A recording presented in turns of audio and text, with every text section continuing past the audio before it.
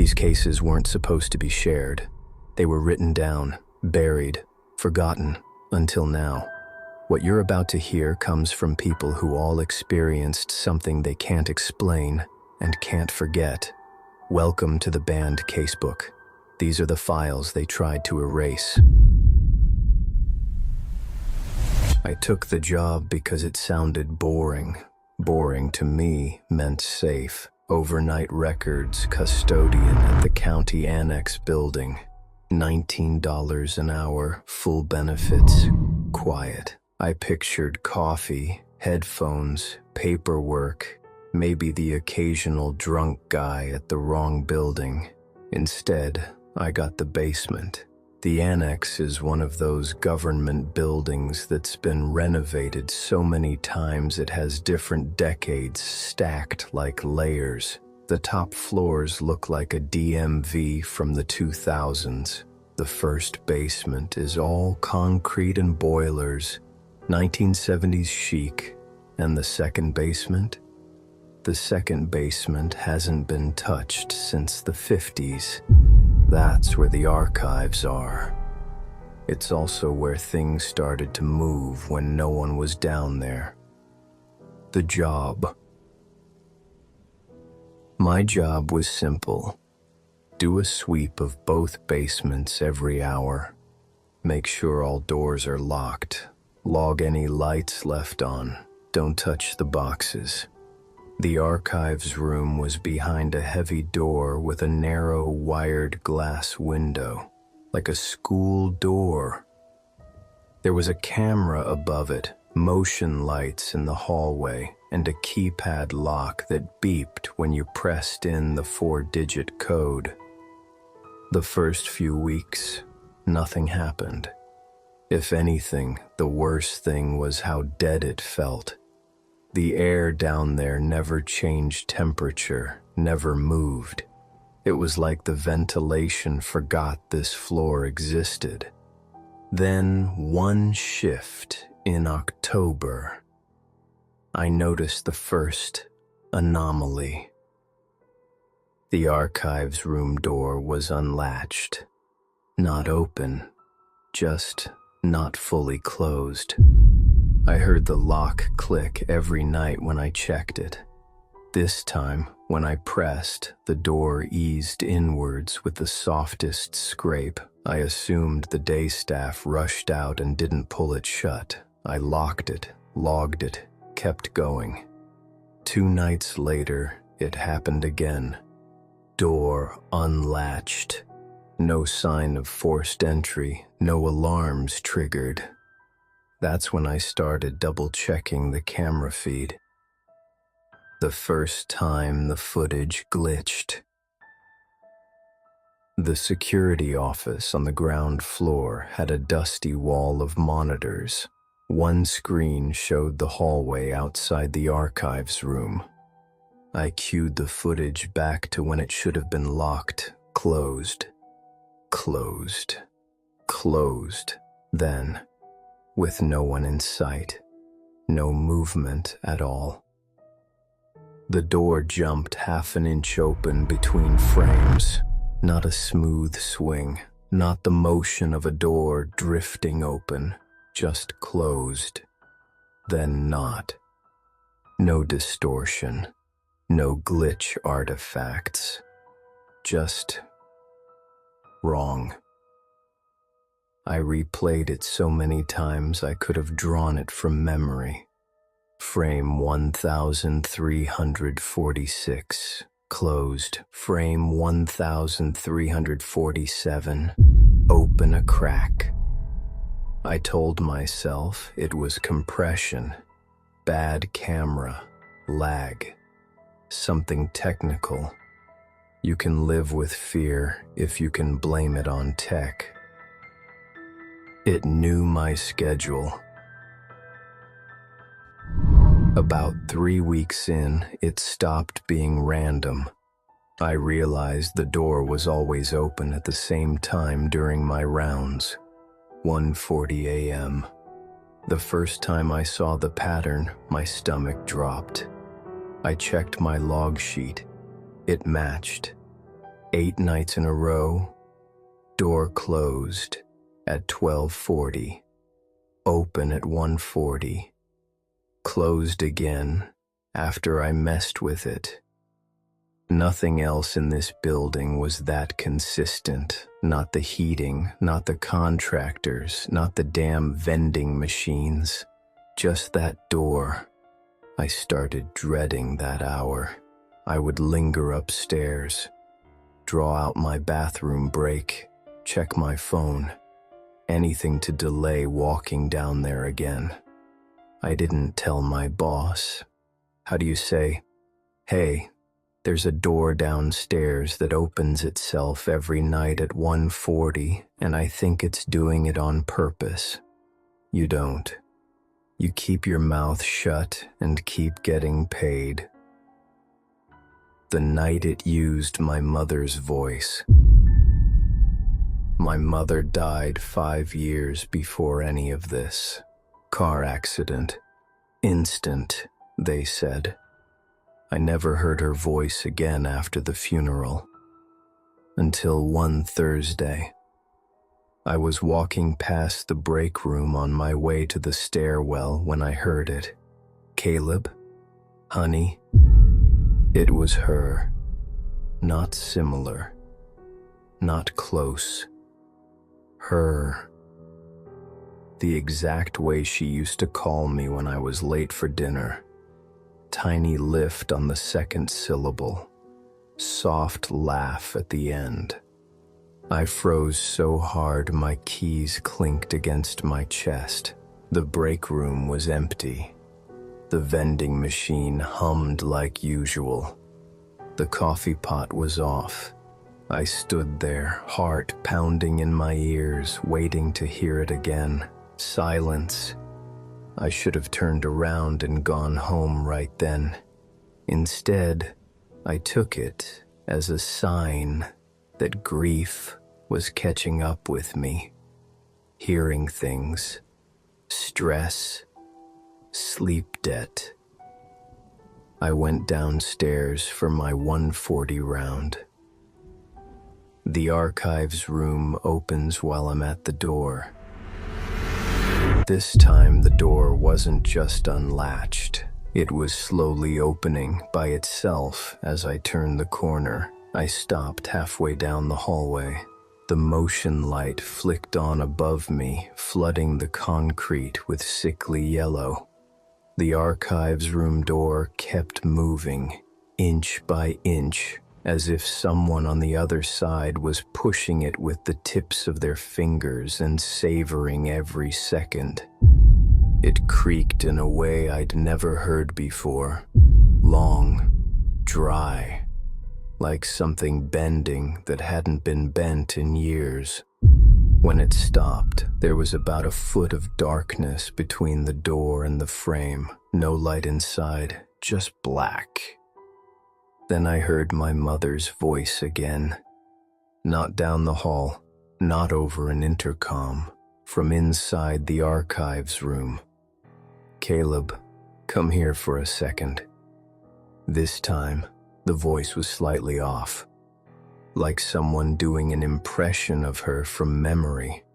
The vowels too long, the rhythm too steady. Grief is weird.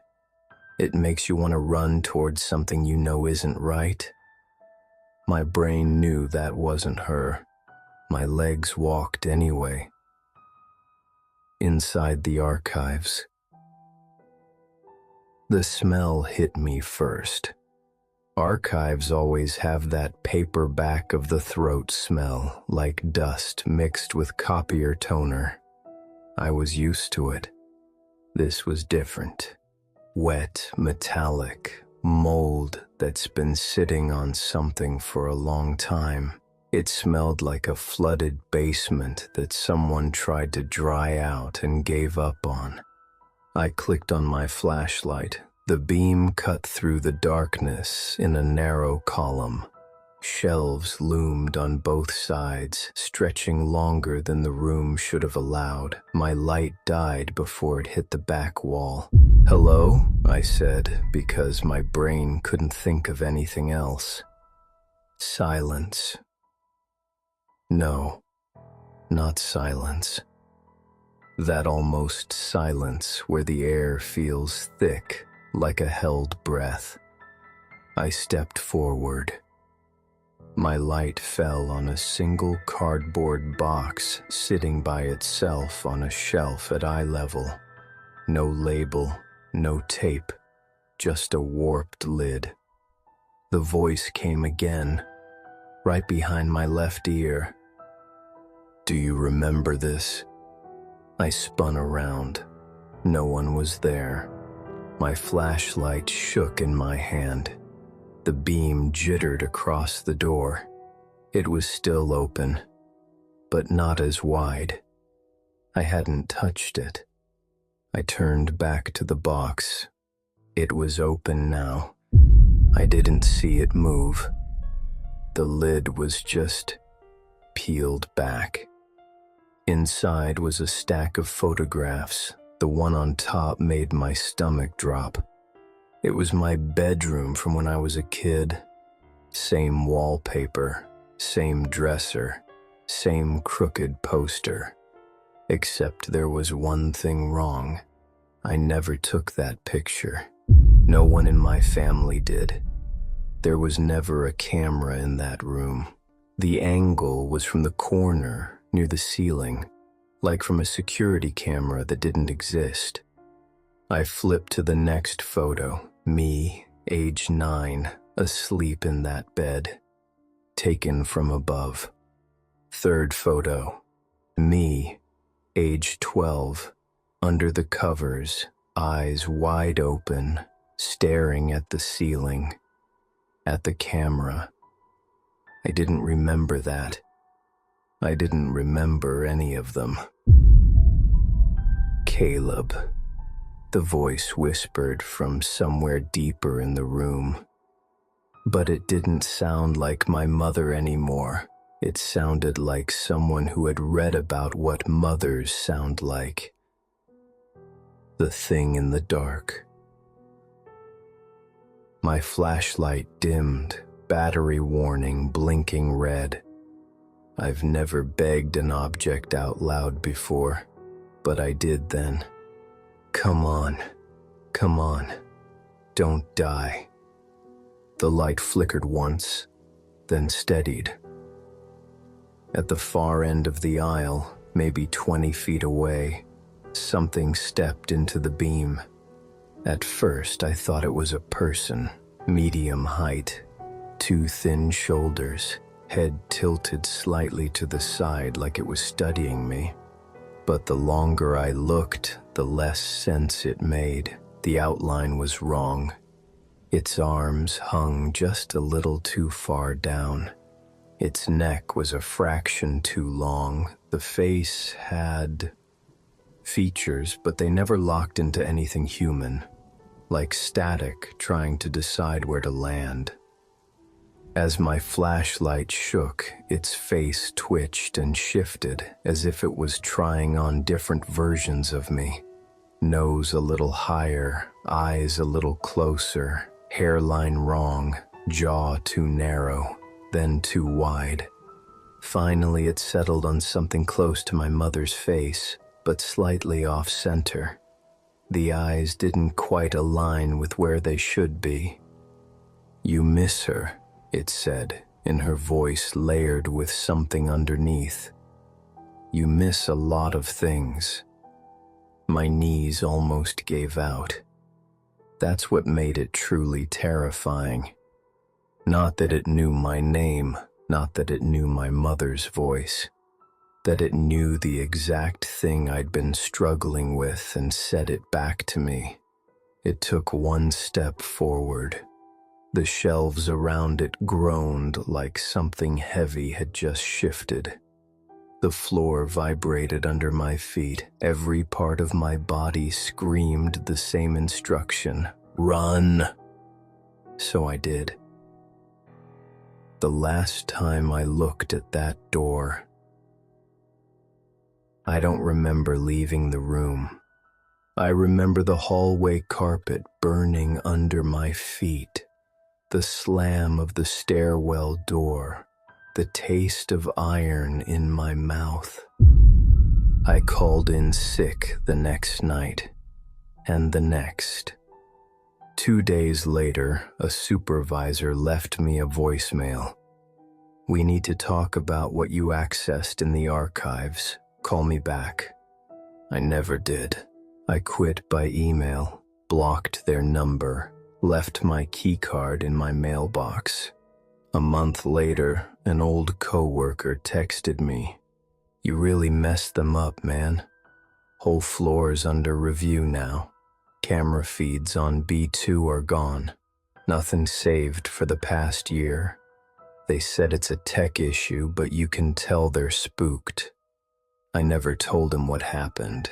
I never told him that some nights, right around 1:40 a.m., when I'm lying in bed trying to fall asleep, I will swear on everything that matters that I hear my mother's voice softly from the corner of the room.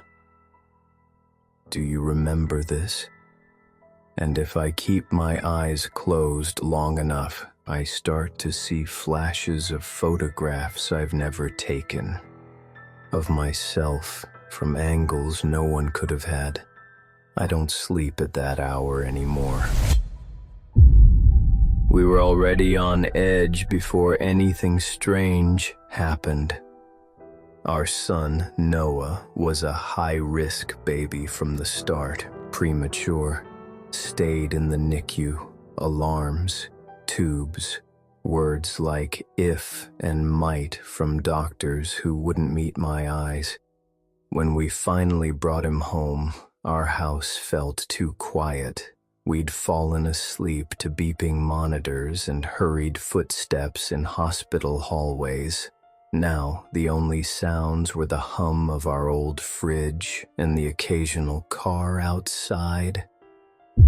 I bought the best baby monitor I could find, video and audio, night vision mode, motion detection, two-way talk, all the bells and whistles. I told myself it was so I could rest. Where the monitor really lived was in my anxiety. The first time the audio shifted, it was almost 2 a.m. The first night I noticed something off. Noah had finally gone down after an hour of fussing. My husband was in the bedroom, dead asleep.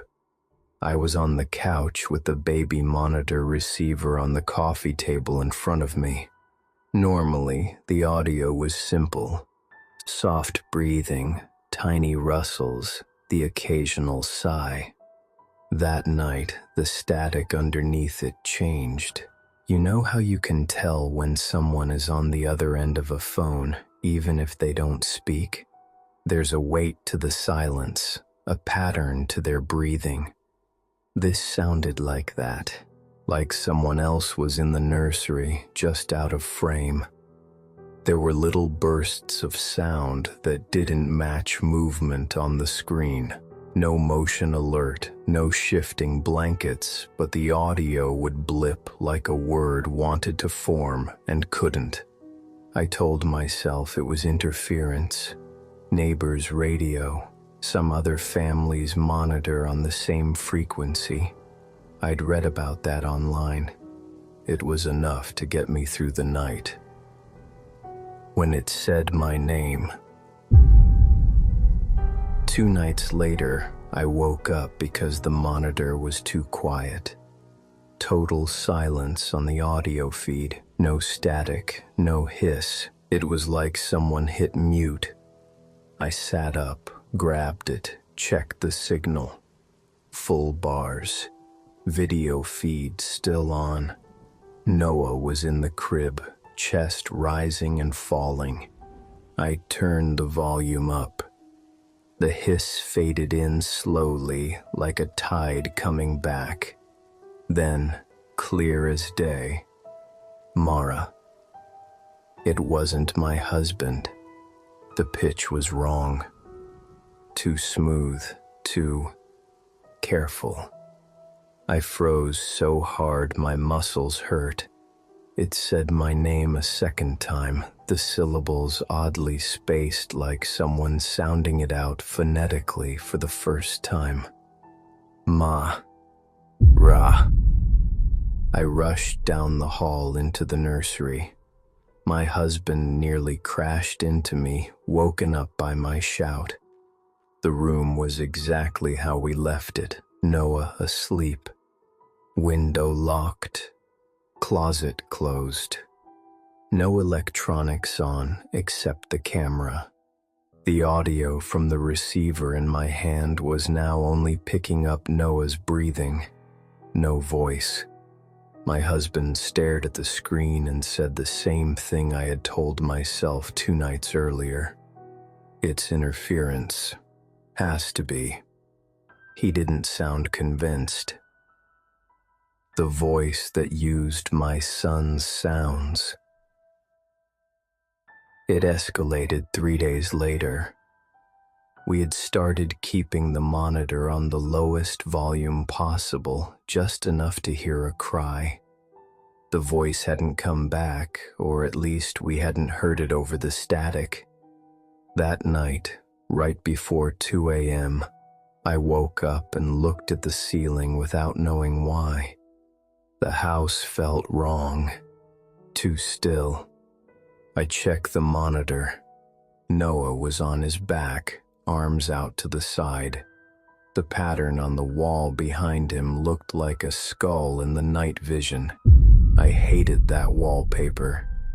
Then the audio crackled and I heard babbling. High-pitched, soft, little consonant clusters. It sounded like something Noah would do in the day when he stared at the ceiling fan. But there was a problem. His mouth was closed. On screen, he wasn't moving. The babbling continued. Rhythmic. Very slightly out of sync with his breathing. Then, slowly, the babbling shifted. It lengthened. The gaps between sounds became pauses. And then I realized whatever was making that sound was trying to form words, not random baby sounds, sentences. In my son's voice, I grabbed my husband, shoved the monitor into his hands, and we both listened with this hollow kind of terror. It was like hearing your child speak for the first time and realizing it's not really them. The receiver speaker crackled. Ma. Look. At me. My husband didn't say interference this time. The night the dead monitor spoke from the trash can. We unplugged the whole system the next day. Camera, receiver, everything. Took the batteries out. Pulled cords, left the pieces on the kitchen counter in a neat line like we were preparing an autopsy.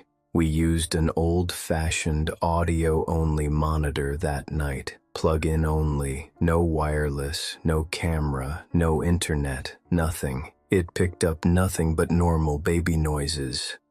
I slept harder than I had in weeks. Until I woke up at 2:07 a.m. to the sound of the old video monitor speaker hissing. My brain tried to reject it at first. We unplugged that. We killed it. It couldn't be on. The receiver was still on the kitchen counter, exactly where we left it. No wires, no battery, no lights. But the speaker grill was vibrating like something inside was trying to push its way out. I picked it up with 2 fingers. It was warm. A voice, my son's voice, came through, horribly muffled, like it was speaking from behind a wall of wet cloth.